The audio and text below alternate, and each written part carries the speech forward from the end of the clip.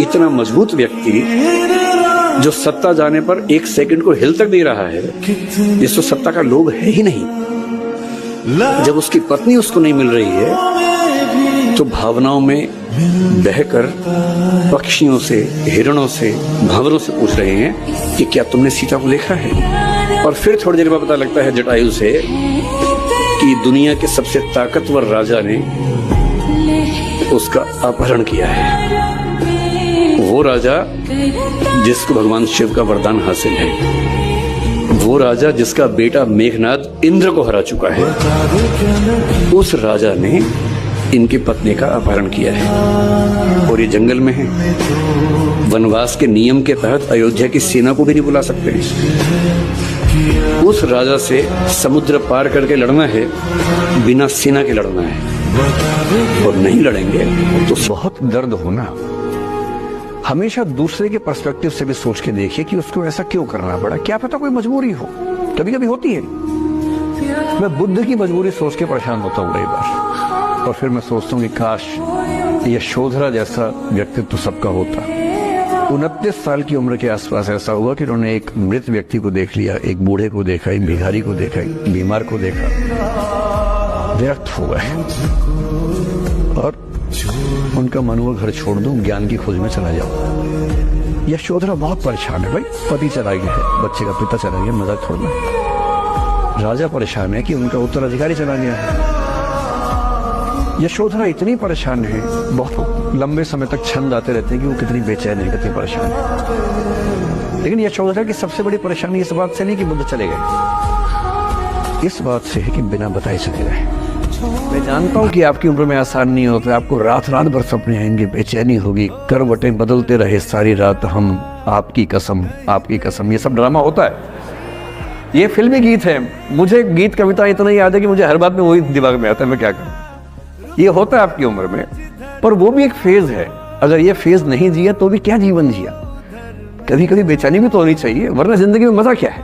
अगर हर चीज लिनियर है, हर चीज फॉर्मुलाइज्ड है, फिर मजा क्या है जिंदगी में। ये उठापटक, ये बेचैनी, ये घबराहट, ये तनाव, संतरास भी तो होना चाहिए कभी कभी जिंदगी में।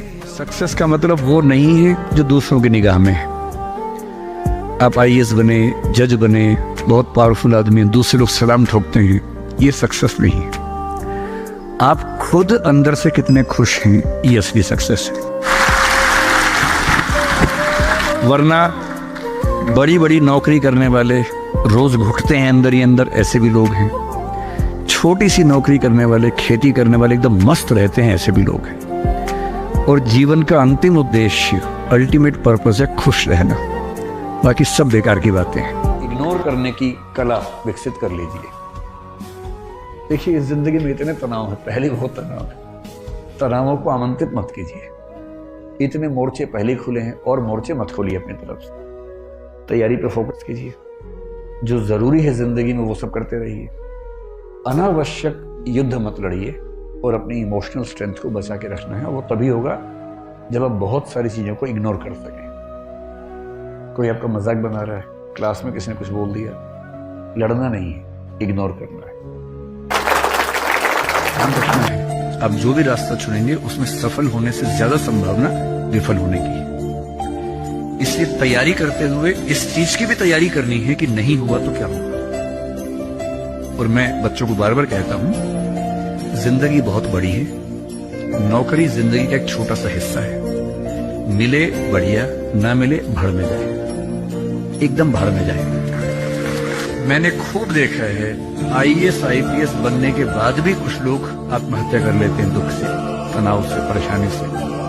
और मैंने देखा कुछ लोग छोटी सी नौकरी में इतने मस्त मौला होते हैं कि जिंदगी की हर खुशी जैसे उनके पास ही।